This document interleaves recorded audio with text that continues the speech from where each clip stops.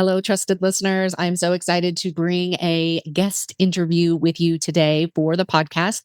Today, I have Kyira Wackett with me. She is a licensed therapist with over 10 years' experience in mental health, specializing in shame, burnout, and anxiety. And I was introduced to Kyira. I've had the opportunity to be on her podcast a couple of times. Untethering Shame is her podcast. And we had such amazing conversations about shame and binge eating, about the shame that is so prevalent when we eat in ways that just don't line up with who we really want to be. And so I wanted to invite her to come and be on the podcast so that all of you could get to know her and just so we could have it just even more conversations about shame. And I am just confident that you will hear something today that you are able to take with you into your own experience. Because as humans, we all experience shame, but so much of it, at least for myself, I have so much lived experience of trying to get away from the shame and trying to hide from the shame, and that shame in that hiding where it just gets bigger and bigger. And so, Kyira, so glad to have you with us.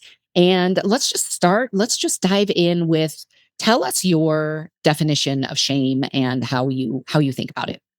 I love this. And yeah, listeners, I'm so excited to be here because we were joking a little bit before we hit record that I feel like Jane and I could get in a room on any topic and just have an amazing conversation. So I'm really excited to be here and to be a part of this sacred community that you all have built and the trust that you all have with each other and with the work that Jane's doing. If we're thinking about shame, I think probably at this point, people have heard the term. Listeners, you know it's out there. I think Brene Brown kind of hit it on the head years ago, and it was a force that swept in, and suddenly people were using shame constantly. Now, there's good and bad in that. We've brought it to the surface. We've said shame is a thing, it's real, it affects people. Sometimes what happens, though, is that we kind of muddy the waters on what are we actually talking about and what really fits in the bucket on shame. And Mm. so the way I'll often describe it to people is that shame is a very specific fear, and it is the fear of not being worthy of love, connection, and belonging. And so there's many times that people will talk about, okay, well, what's guilt? What's shame? How do we differentiate it? Really, in that context, what people will often refer to as guilt being something that we did that we feel bad about. The key piece, and I'm sure we'll get into this, is it trips up a value.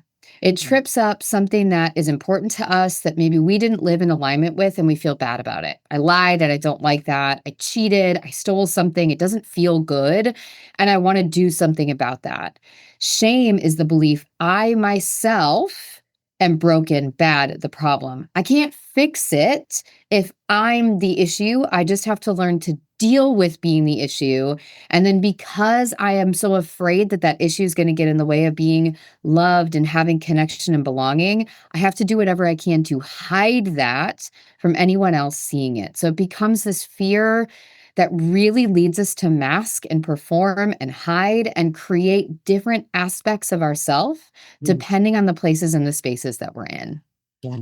Oh, so powerful. So before we dive in further, I'm curious just for your own, like, how did you get interested in the topic of shame? Yeah. So there was a time where before Brene Brown was actually really big in the circuit and talking about shame on a broader scale, she was helping bring some of her research to different universities and leading some continuing education or developmental education courses.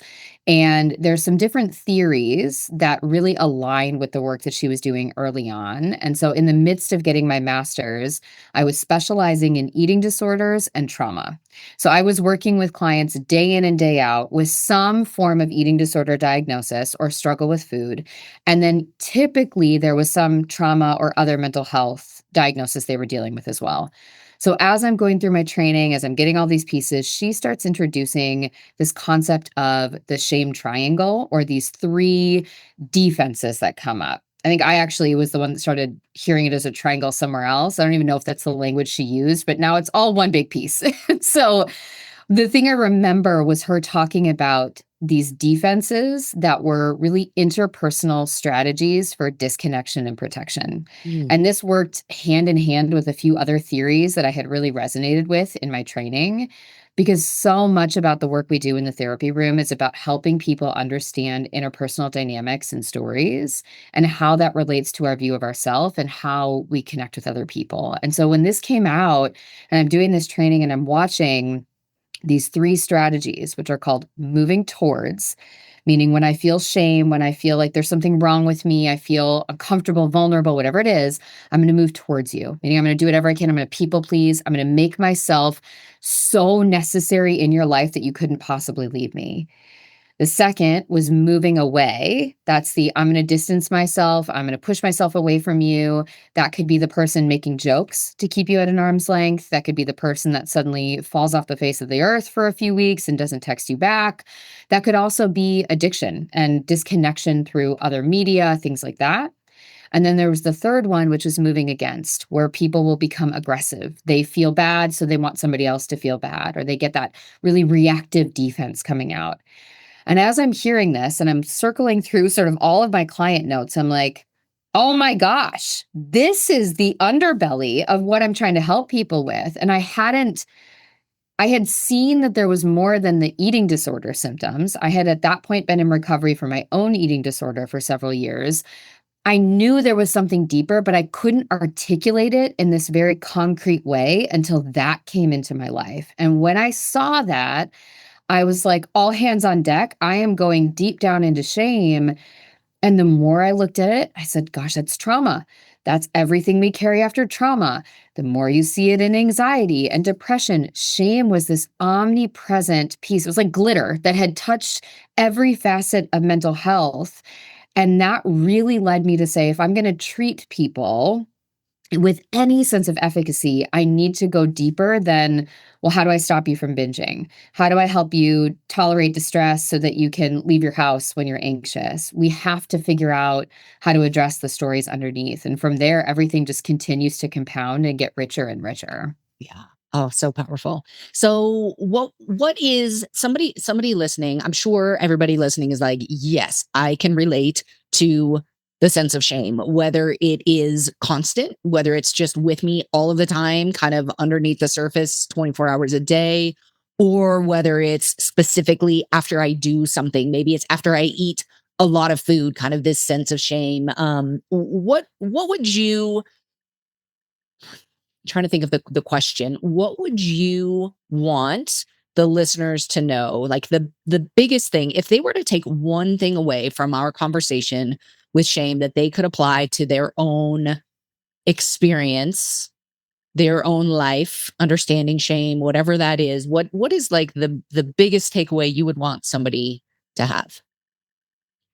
2 of them. So the first is really just a fact, which is you have shame. Mm, Shame is a universal experience. It is impacting the way you live your life. And the reason being, because as humans, we require connection and belonging. And because that is a necessary thing, our fear brain, which is designed to keep us safe, is going to work to mine for any barriers, limits, triggers, anything that's going to stop us from getting that need met. So just by understanding that you're a human being that requires connection and belonging, you are going to experience shame because your brain is looking for threats for you getting that need. The second thing is that the majority of our shame is perpetuated by us getting confused and trying to control what's out of our control. mm, And so shame really is kind of a master of disguise to always get you looking at something else. So you look over here and it's like, oh, wait a minute, we're going over here. And then you jump over here and it's always going to hop to the next thing because really all it's doing is moving your external locus of control from inside to outside. I have to be good enough to be loved. I have to be worthy of connection and belonging. And so we start to confuse, well, I might want to be a good person. I might want to be kind. I might want to be generous. I might want to be a leader in my community. But is the root because that's what my values are? Or is the root because if I'm not that, I'm afraid no one will want me? mm. And so again, you have shame. And most often, the reason it's getting power is because your locus of control, or where you're focusing your energy, is on things you actually can't control. Mhm. Your past, your future, and everybody else. Those things are out of our control. Yeah, so powerful. So when I'm in a moment of shame, if I'm well, let's even slow it down. How would I or might I know that I'm in a moment of shame, that I'm experiencing shame? If somebody's listening and they're kind of wondering, do I experience shame? Well, yes, I probably do, but what are maybe some of the identifying factors of shame? Yeah, so when people are wondering whether or not they have shame and how often it shows up, there's two exercises I think can be really helpful. So, one, just sit down, listeners, with a sheet of paper and a pen, pencil, whatever you like. And I want you to write down all of your self talk for the day, everything you've said to yourself. And that could be, I look good today. I look like crap today. I enjoyed my breakfast. I ate too much at breakfast. I got that task done. I'm proud of myself. Or I should have gotten more done. Just all the little thoughts. It can be helpful if you go back and you think about the actual tasks, just the neutral bullet points of what your day looked like. And then just notice, what's the conversation you're having with yourself? That's a really key way to start to look at how you're talking to yourself, because shame is this internal dialogue. It is this other part of your brain that is trying to keep you safe. It thinks that by making you go, oh, that wasn't good enough, that wasn't good enough, that wasn't good enough, we're bringing awareness so we can correct and fix and make everything okay. So that's one thing you can do. The second thing that I often think about is look at the behaviors you're doing that you're upset about, that you don't like about yourself. So obviously people listening to this have in some way, shape, or form identified that their relationship with food has brought them pain in some way. They feel out of control, they're over controlled. Really, what we're saying in all of this is we feel some sort of shame around our body and food, Yeah. and we don't quite know how to regulate that relationship. But it could be other things. You're upset at yourself because you stayed up too late. You were binge watching TV. You were lazy, quote unquote, and you didn't clean up after dinner and all the dishes are still there. Or you blew off a phone call, whatever it is. Notice those behaviors that you have some negative feelings around. And then, same thing, I want you to write out all of the conversation in your head. What are the things that you're saying to yourself? So when you ate that bagel, what was your immediate response in your head? Was it, well, it was only enjoyable because I only ate the allotted proportion that I decided I'm allowed to have based on my calorie intake? Or is it, I feel like shame came up and said, I ate too much, I ate too fast, I didn't enjoy it, or I shouldn't have had a bagel? All of those pieces, again, either just thinking about the dialogue or connecting to these behaviors or these experiences we hate or we don't like or cause pain. And then again, coming back to the dialogue, are going to start to bring awareness to the conversation that you aren't even realizing is happening all day long in your head. Yeah. Yeah. So let's say somebody does that and they Mhm. have just pages upon pages full of that's not good enough. You messed up. You're not doing this right. You should be doing so much more. I can't believe you did that. You ate too much. All of the, I mean, these are all things that would have been on my papers. Mhm. Um, so somebody does this exercise. They have page upon page of all of, kind of this negative talk in their head. Where do they go from here? So there's obviously listeners, I think, having been in my own trap with food and body image, that I think I will always, in some way, shape, or form, have a toe in and out of, because I think that's what it means to be human. Many of us have this mindset that we're going to get these tasks, we're going to do it, and we're going to solve it and fix it and move on. And so some of you right now are going to be like, great question, because as soon as I get this next step, I'm going to do all the things, and I'm not going to have it. And this is going to be the key, and I'm never going to struggle with food again. Yes. So I'm just going to say real quickly, this is work that takes years and is never done. So when I talk to people about the work I do, I work on shame resilience. Resilience means when and if and however long shame is in my life, I develop a sense of self-efficacy, tools, and support to be Mm, able to move forward and through that without getting stuck or without being stuck as long. mm, So I'm going to give you this next step, listeners, and I want you to remind yourself, I'm not telling you that in the 30 minutes of this conversation, we're going to solve all this pain. That's incredibly dismissive to your story to Mm, reduce everything to a couple of steps and say, well, now you should be fine. yes, so powerful. So when you look at that list, I used to do it in therapy groups, and I would actually have people exchange their lists with other people, which is a huge vulnerability risk. Obviously, that's really hard to have somebody look at it. But what we would do is we would actually have the other person read it aloud so we could hear the thoughts that are happening in our head read out loud to us. Because there's something to be said about the emotional experience of actually witnessing what that must be like and feel like. So if you don't have someone you want to do that with, or that's asking too much of you right now, just go back and read that list once you're done. And I just want you to imagine you at 5 or 8 or 10 being told all of these rules. Because I don't know each of you, I don't know the age it started, but I can guarantee you that the basic formation of these rules and these beliefs about yourself started when you were a kid. So I want you to go back and think about that. And I want you to just name what the emotions are that come up.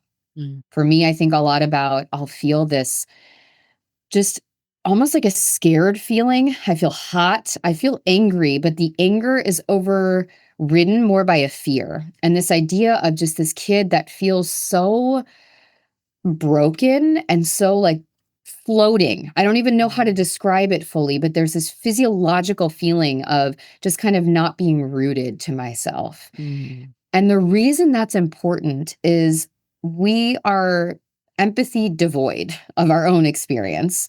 We don't pause to go, gosh, that must be really hard. mm.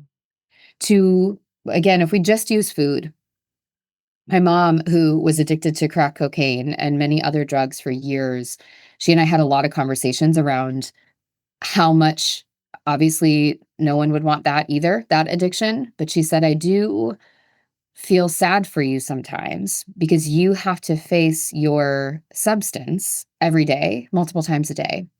Yeah. I don't have to have drugs in my life.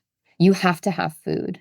And so, even if we're not even going to go back to your 5 or 8 or 10-year-old self, just think about the stories you're telling yourself every day. And I want you to imagine how hard that must be for a person to carry themselves through every day, having to engage with something that they have such a painful relationship with, feeling all these feelings about themselves. And no matter what they do, it's never good enough.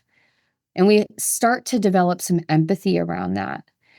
The next piece that we would do, and this often requires some form of external support. I think it's much more helpful to have a coach, a therapist, somebody that's trained in this, particularly when we're talking about food, because even working as a therapist and now doing coaching, I can tell you, even people in my field aren't always equipped to do this work. And I know you've seen this too, Jane. You've seen people that have no business talking about Yes. food Yeah. that do. And so I would encourage you to consider what resources might be available.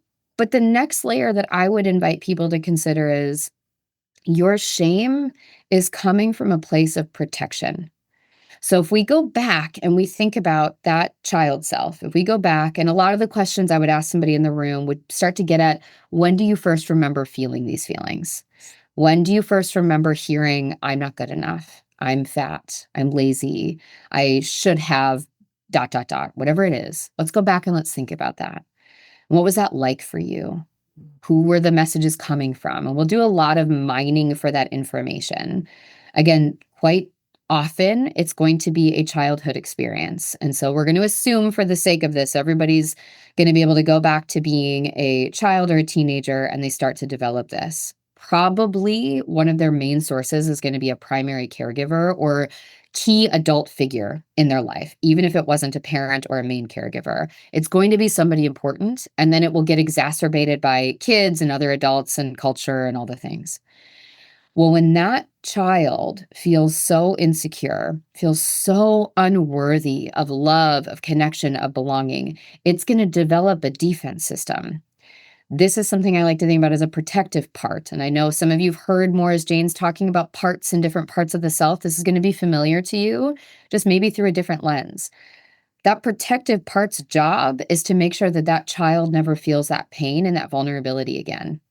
That protective part is going to be the emotional eating. That's going to be more of a moving away. That's a way to distance from that. That protective part is going to make you a silent people pleaser. That protective part is going to make you the angsty teenager or the rebel person that's always in conflict. Whatever that is, it's going to say, here's the system we need to develop to protect ourselves from this pain. And now there's a third person in the room. There's us as an adult. So I'm 38.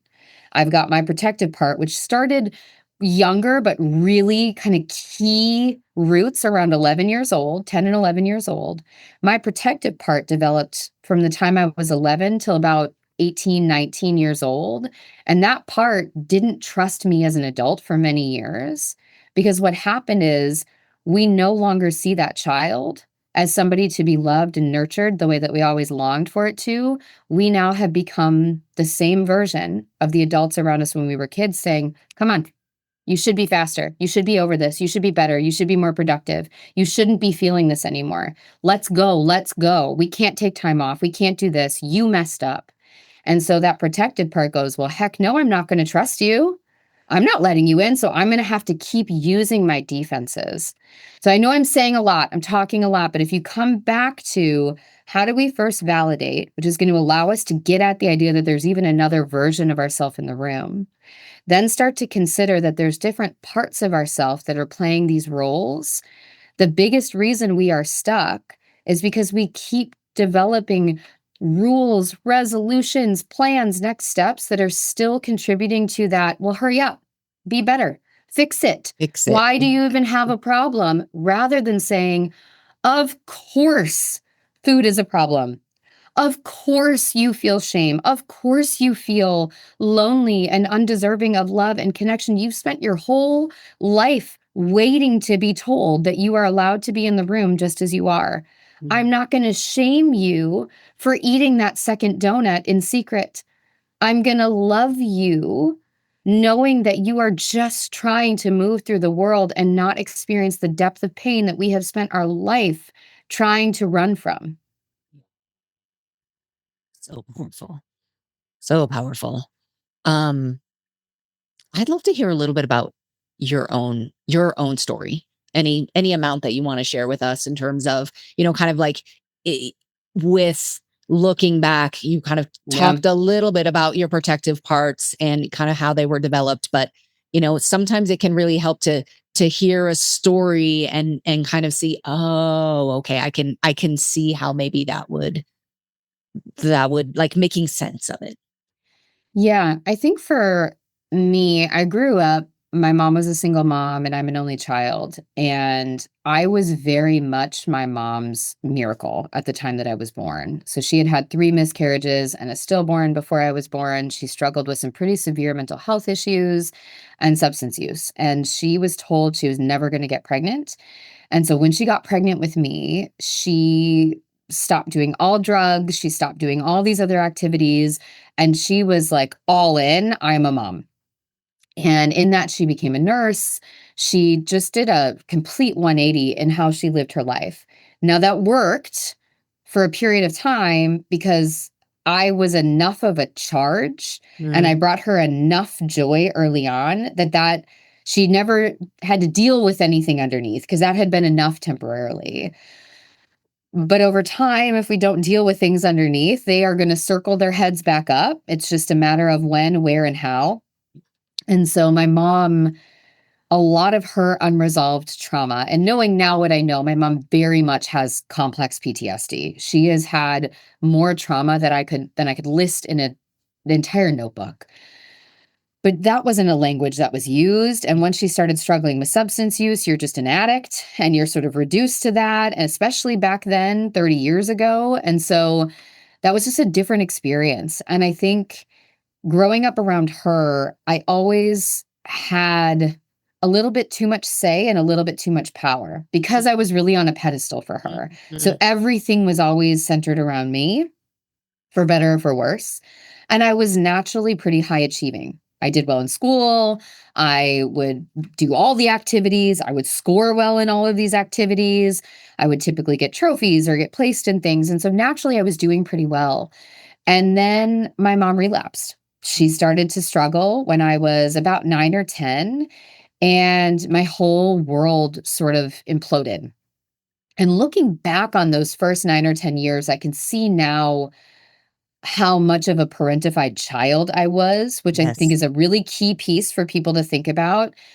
I would, for example, if my mom dated anybody, she would take me on the dates and I decided whether or not we liked them. Wow. I got a lot of power that was not appropriate for a 6 or a 7 or an 8-year-old. And so I was this sort of person in place of partner.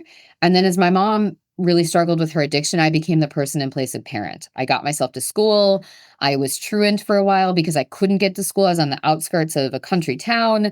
And so I would coordinate getting my homework from people. So I was at least keeping up with the work so I wouldn't fail. I was doing the grocery orders from the Schwann's man. If anybody remembers the Oh, Schwann's yes. delivery trucks, Yes. I was doing all of those things while my mom was either depressed or high or working. And so there was this dynamic of I'm just responsible for taking care of everything. At these core points of things happening in your life, kind of 0 to 10, you're starting to establish a sense of identity and connection in the world. And so we can see in my case, my identity became taking care of people and being emotionally responsible for others. My guess is that resonates with a lot of you listening. In some way, shape, or form, you became the person responsible for other people's emotions, and you were charged with a responsibility that was unfairly yours. Well, as you get older, that starts to come in more and more. So, in my case, I moved to several different family homes. I, at one point, was kicked out of one of the houses because my aunt had her own mental health stuff and was just not able to have me there anymore. I think everybody thought this was going to be a couple weeks. My mom ended up getting in trouble, and as a nurse, she was forging prescriptions and to get medicine, to get the narcotics that she wanted. She ended up being given the opportunity to go to treatment. So I think everybody at that time was like, you just go to treatment once and you're fine. Anyone that's ever known anyone with an addiction, and or if we're talking about food on this podcast, that's not how easy it is. And so my mom left in 5th grade, and I've never lived with her again. So what was supposed to be a few months turned into my forever. And so I hopped around different family homes, and going into different schools, into different places, you start to chameleon. So now I'm not only the person responsible for other people's emotions, but I have to make sure that I chameleon myself into everybody around me. And that experience, I think, is also pretty common for people that struggle with people pleasing and food related disorders. They've often been that person holding everything for everyone else. Mm. All of that started to kind of reach a head end of high school, beginning of college. My struggles with food were never around body image. I had body image issues, especially with what I know now to be trauma. I ebbed and flowed with weight gain and weight loss related to the trauma I was going through. And I had a lot of friends with eating disorders. And I was always, in a way, jealous that I didn't want to do those things because they were thinner Mm. and I had more weight on my body. And so I had those thoughts in the back of my mind, but in college, again, I was surrounded by eating disorders. I think honestly what changed was just I hung out with mostly guys in high school and we ate Wendy's and McDonald's and all those things. I played sports, but I was eating probably way more of that kind of food than my body needed and wanted. And so when my diet changed just by having to eat at the cafeterias at the school, I dropped a pretty significant amount of weight. And so I was always still, even after I left my mom, trying to be the perfect student, the one that handled everything. I was never mad at my friends, even if they did something wrong. It was much easier if they were mad at me. That was safer. But Mm. I never wanted to be mad at them because if I was mad, they might just leave. Why would Mm. they put the effort in? And so if they were mad at me, I at least could do something. I felt like I was in control of making sure that everything would be okay. So I had that. And then the food piece came in. And suddenly, when I lost weight, not only was I the high grades and the people pleaser that everybody wanted to be around because I made everybody feel special, now I'm thin and thin in a way that is culturally idealized. And all of those things played in together where I started to have just metrics of perfection. Because the more you exist at those higher levels and the more feedback that you get that people like it, you're accepted, you're longed for, the more your body goes, well, oh my gosh, we got to keep doing this. This is Yes. what works. And so it Yes. was never a conscious, I'm not good enough, so I have to do this. There would be moments. I remember one time going to a new school and My aunt didn't buy me new clothes. She was very upset about me still being in her house. She also had 3 kids. I don't know her financial situation, but I had this one pair of jeans that still fit me that had pink ties on the side. So there was no way of getting around knowing you wore them to school. Like some jeans we could wear every day, no one's gonna Right. know. But people knew I only had one pair of jeans, and I would get made fun of for that. So I remember having shame around specific things, or at a time, somebody made fun of me for having really hairy arms, and I remember going, "Oh gosh, there's something wrong with my body hair, or there's something wrong with my body size or what I'm wearing." But they were never enough overtly to drive me to say, "Well, this one thing now is that I have to change."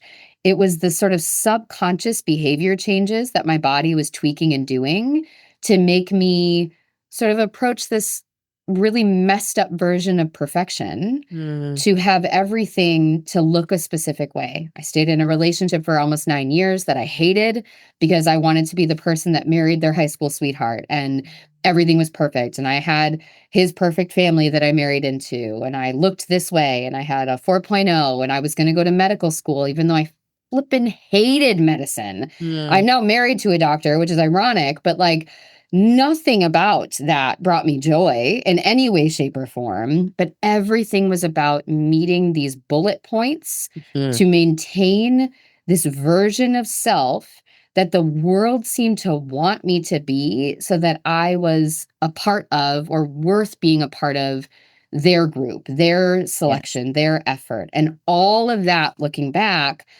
really was the theme of shame. I just didn't have the language to know it's what it was Right. and how it showed up, and once it gets its roots, now again, it's whack-a-mole. I am able to let that go with my body, but I'm not necessarily able to let that go with the shame that comes up around being the perfect parent or having the perfect house. There's always a risk now because you're supposed to be able to accomplish this, and what does it mean about me if I can't? Mm, yes, so powerful. And it's like you can see how your your system, right? Your internal Mhm. system really developed, okay, here are all of the ways that if we control all of these factors, Yes. then we'll have that love, that belonging, that connection. And even though it is nothing compared to what you really want for yourself, this Mhm. is who I need to be in order to make sure I have that love, belonging, and connection. Absolutely. I Yeah. even remember my father-in-law. So I've been with my husband for 15 years, and so I was 22 at the time that we met. And I remember going to a concert with his family. We were going to the Trans-Siberian Orchestra, and I got out of the car. It was winter in Wisconsin. It was cold, and I had kind of the epitome for folks that remember, like, the American Eagle Abercrombie business casual style. I probably had more of, like, an express pair of pants on, a little bit more fancy, but might have been jeans, I don't know. But I had on an outfit that doesn't really relate to my style at all. We've now interacted multiple times. You probably see me every time in, like, a sweatshirt and a braid. Like, I am not that version of a person. Yeah. But I remember my father-in-law coming up to me, and to this day, I have no idea how he saw me, especially knowing him now, where like, he's an emotionally aware person, but just the level he saw me, I was like, "Where did this come from?" He came up to me and he goes, "You know, you don't have to dress like that for other people. You don't have to wear these things that you don't like." And I was like, "How does he know I don't like this? How does he Wow. know I'm uncomfortable?" And so I remember moments like that where people would see me, but the risk was still too high. I remember in my master's program, even knowing what I knew, I was in recovery from my eating disorder. I knew my perfection standards were a problem. She said, "What if you didn't turn in the last assignment for my class and you got a B? What if we just did that?" And I said, "Fun theory. I won't be doing that. That will not be happening. And I know you're trying to prove to me I would be fine. And logically, I know that if I didn't wear high heels, I would have still been a beautiful, worthy, lovely human. I know that if I got a B, nobody was going to walk out of my therapy office and say, 'You're going to be a crappy therapist.' I know that if I have a mess on my counter when somebody comes over or my kid has a impromptu play date, nobody cares. It's not the knowing that I have to solve. It's up here. The logic brain is not working when shame kicks in because shame is fear. Yes. Shame is back here in my lizard brain. It does not care what the logic says. It says, I'm not willing to roll the dice because the if might as well be a when. Yes. And that is something I don't have the ability to exist in. And so I've worked through it, but it's still definitely a thing I'll have to address the rest of my life. Yeah. So there's two things I want to make sure that we touch on. One is you mentioned early on, and you've definitely given some examples of this, but I want to make sure we can give something to the listeners where they can really grasp and take for themselves. You talked early on kind of in the definition of shame and how we end up masking, maybe Mm, doing other things. And you talked about masking versus kind of living into our values. yes. Talk to us a little bit more about what masking might look like and how we can, kind of go more into kind of values based living or decisions instead. Yes. So one thing I'll make sure that I do is I have a handout that I made that's called Who Am I? And it really helps to go deeper on this. So I'll make sure that we have the link for that so that you're not, listeners, just trying to do this on your own with reflection. Sometimes even if you don't like the way my handout is written, it can spark something for you. But Yes. I'm just going to describe the process. So if you think about versions of ourself and self-disclosure, we are not sharing our full and open self with the entire world. That's not the goal of authentic living, to be radically open with every single person that you meet and to consistently be the same version of yourself. What we're saying when we're living in alignment with ourself is that there's an us sort of in the center core, our relationship with ourself. That is our most intimate relationship. We know more, we feel more about ourselves than anyone else. And then you're going to put a circle around it. And that circle is going to be the closest connections that you have. Maybe that's a partner, a best friend, a parent, somebody else in your life. A therapist could even be in that innermost circle, but people that are really close that you feel like you can be the most vulnerable with. And then you're going to keep making more and more circles to go out further and further and further. What I share about myself is going to get smaller. It's going to be less and less as I go out of that inner point of the circle. So when I'm interacting with the barista at the coffee shop I love to go with, I might ask them how something is going, their new dog training is going, or they might ask me about how my daughter's doing in kindergarten. We can know things about each other, but I'm not going to go up to them and say, yeah, last night I spent 2 hours trying to talk myself out of the shame of feeling like I'm a terrible mom. I had this interaction with Everly. I'm really stuck with that. Or Jordan and I are not on the same page. What do I do? I'm not going to disclose that.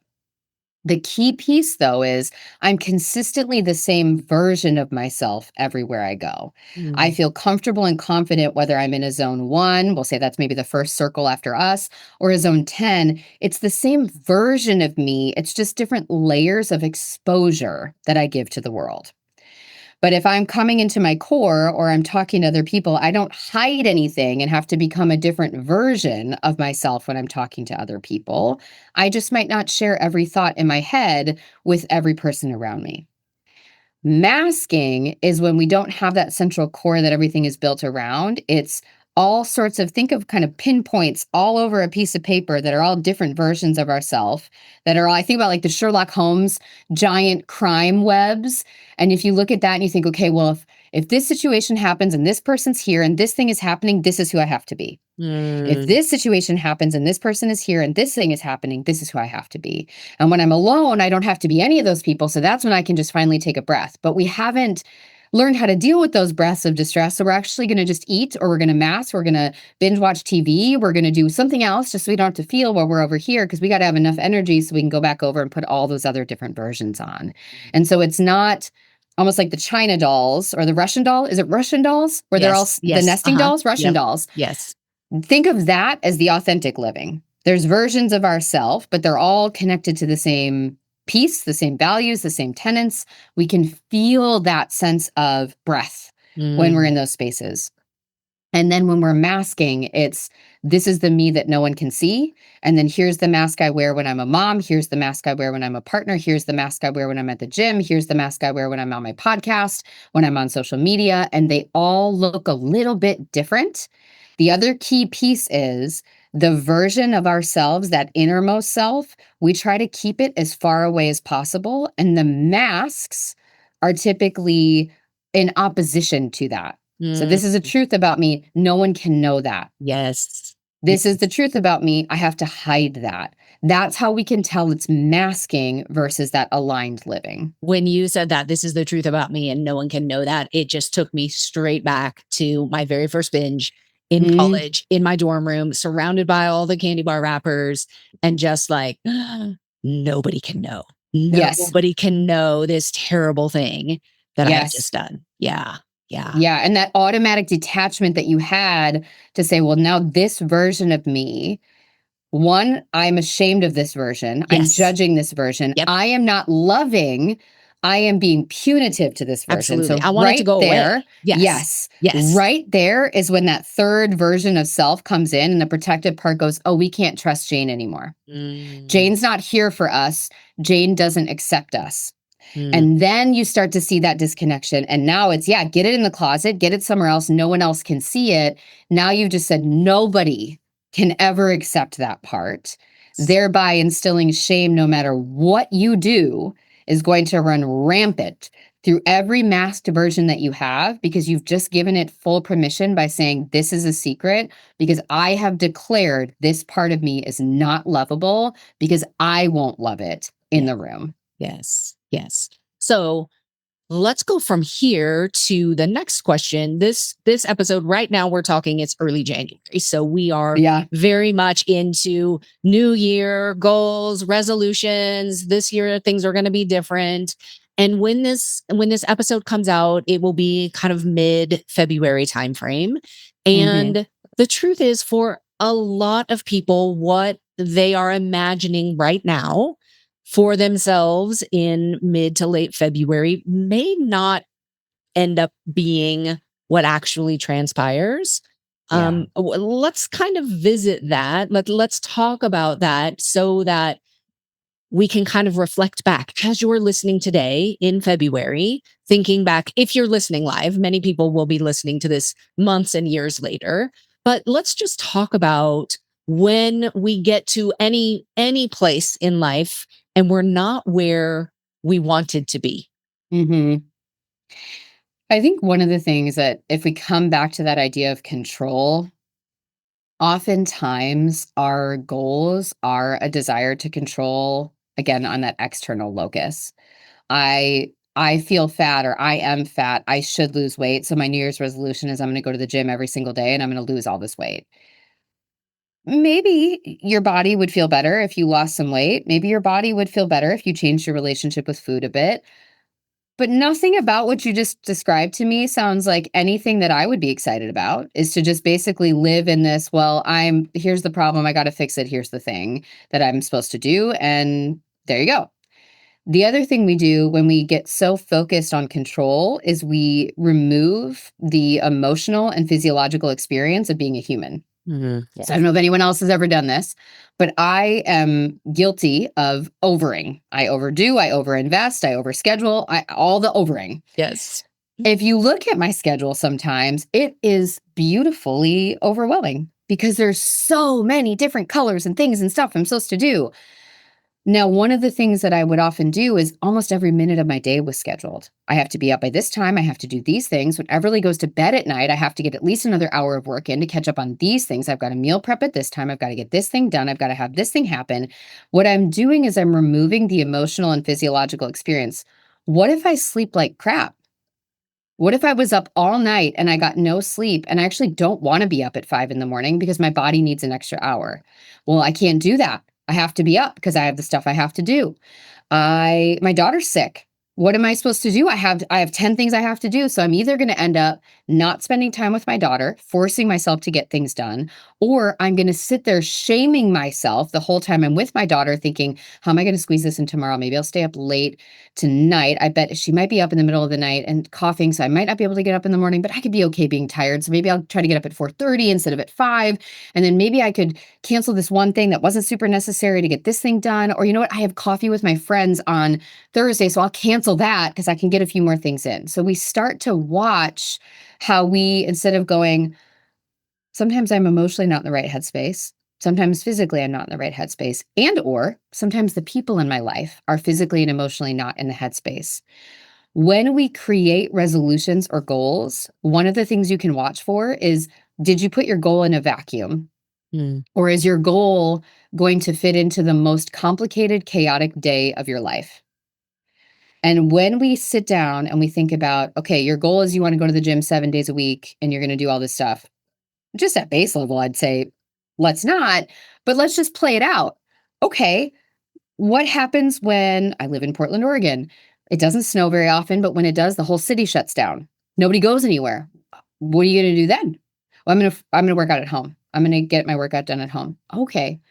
But you're also going to be at home with your kids or your husband or someone else, and you don't really have the space anymore to work out the way that you want to. What are you going to do? I'll make sure that I have to get something done. Okay, great. What if you didn't? And you start to notice that they're like, no, no, I'm going to have to get it done. I'm going to have to do it. And the more you start to poke a hole, the more discomfort there is. And so what we look at is typically goals that are shame driven are inflexible, rigid, and again, remove the physiological and the emotional experience of being human. Mm. So you're trying to control what you can't control. You're trying to control the future. What we want to look at instead of any goal is, what was the value under that? What was the healing under that? If we're talking about all of our relationships with food, what's the actual value that we have around our relationship with our body and our food? Mm. Because I can tell you, when I was deep in my eating disorder, none of my goals around diet, around fitness, around health were rooted to the value that I have about loving myself unconditionally. Mm. They were never rooted to that. They were never rooted to a sense. I remember having influenza, legitimate influenza, and believing that I should still get to the gym, that I Mm. should still be able to work out. I should still be able to eat a certain way. I can't possibly eat ice cream. I didn't move enough. I didn't count for those calories. Or for telling myself I can never binge again. And then one time that I did binge, going, well, see, I'm terrible. I'm a failure. I'm never going to be able to move forward. So looking at that, I know, again, I'm saying a lot. And the goal by saying a lot is you're going to pick one thing that you go, boom, I can hold that. I can Yep. catch it. It's here. The piece to ask yourself is, are you designing a life that you would enjoy living? Mm. And if your goals are always rooted to shame and rigidity, all we're doing is creating more misery just through a whack-a-mole. It's just a new lens to hate our life. So, okay, you don't love your relationship with food or your body right now. You're absolutely allowed to. You are absolutely allowed to not like your relationship with food or your body right now. But what would it look like to live a life that you could enjoy your relationship with it? How would that look and feel? And what would happen when you went out to dinner and you really liked the bread in the bread basket and you had two rolls? How would you act differently if it was a life that you were excited to have? If it was a value that you wanted to be, would you enjoy that roll? Or would you come home later and say, well, I already started binging, I might as well binge more? Or look, it doesn't even count. I can't even go to dinner with people without scarfing down more food. All we're doing is creating misery. And so coming back to that, that's always, whenever I think about any change I'm going to make, is how am I fitting in a full version of myself? Meaning, how do I account for and give compassion and grace for the fact that we are emotional beings with physiological experiences that don't really care what our schedule says and how concrete our goals are? Yes. And that I don't need to meet every goal all the time to be good, to be worthy. I need to find goals and I guess ideals maybe that are in alignment with someone I'm excited to get out of bed with every day, Mm. because that's ultimately where we're trying to go. And that's ultimately where the healing is going to come, where the relationship with food no longer feels like it's the central tenet of our lives. Yes. So good. I love that. Just that visual of somebody that I'm excited to get out of bed with every day, and the Hmm. value of unconditionally loving yourself. And it's like, I hear like kind of this common here's some common threads that I'm pulling from our conversation, kind of as we wrap this up and we come to a close. Here are some of the threads that I'm pulling is really thinking about what are the values that you have for yourself, making sure that those values are present in every decision, really kind of asking the question, am I trying to make these changes, or this thing that I'm going after, this thing that I want for myself? Is it tied to a value that's really important to a life I want to live, that would be amazing to live? Or am I trying to control something? Am I trying to fit in? Am I trying to just be loved? Am I trying to fix a problem? The energy behind both of those is so different. Then the other kind of like the golden thread when you were talking about the circles, right? If Mhm. I'm this person in the center and then I'm the same person as my circles get bigger, it's just what I'm sharing and Mhm. what I'm sharing, the amount of time I'm spending, whatever may be different as I go out. But I almost can see that golden thread of the value that starts in that center and Yes. goes out where I literally am the same person. What I'm sharing may be different, but I'm not having to kind of manipulate myself depending on where I am. And just thinking about how much more energy is required Yes. to try to manipulate yourself, to try to think about, okay, who do I need to be in this scenario? Um, Mhm. or to try to control everything and fix everything and show up or be this person that I don't even want to be because I think I need to show up this way in order to be accepted or approved or whatever. And so like kind of all of those themes. And the last theme that I think is so important that you've mentioned several different times, but I really want to pull out for our listeners is this is a lifelong journey. We are not here to get rid of shame. We are not here to never have a challenging day with our bodies or with food. It's like, I think sometimes, I don't know if it's our brain, if it is some of the messaging that we receive in some of the health self-help areas, but somehow so many of us have this picture of this happily ever after where we never mess up, where we never feel broken, where we just want to get out of bed every day and we're so excited and we love our bodies and we know exactly how much to eat and everything feels, like rainbows and daisies. And that's just not the human experience. Mhm. Yeah. Mhm. Yeah, And who there is no human out there who is where they want to be, who right. has the relationships that they want to have, whether it's with other humans or with themselves or with their bodies or with food. I mean, literally, every single human is working on their own relationships with their loved ones, with themselves, with food, with their bodies, with their business, with their finances. Every single person we're all on a journey.